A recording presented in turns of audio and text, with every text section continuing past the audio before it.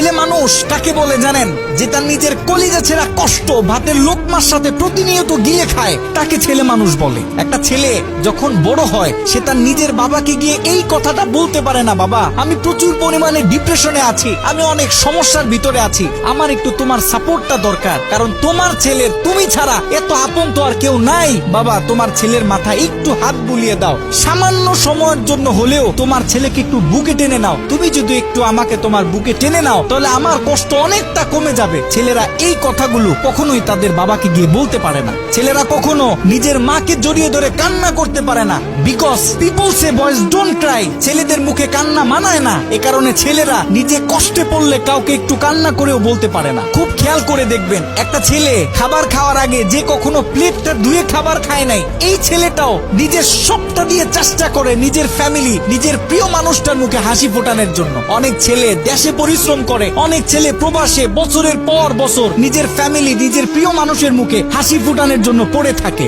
দিন শেষে ছেলেদের মুখে হাসি ফোটানোর মতো কাউকে পাওয়া যায় না। আমি মনে করি boys are the best actor in the world. এই পৃথিবীতে ছেলেরা হচ্ছে সব থেকে বড় অভিনেতা, কারণ ছেলেরা নিজেদের বুকে হাজারো লক্ষ কষ্ট পুঁতে রেখেও মুখে হাসি নিয়ে চলে, কারণ সে জানে আজকে আমি যদি ভেঙে পড়ি তাহলে আমার পুরো ফ্যামিলিটা অস্তিত্বহীন হয়ে যাবে।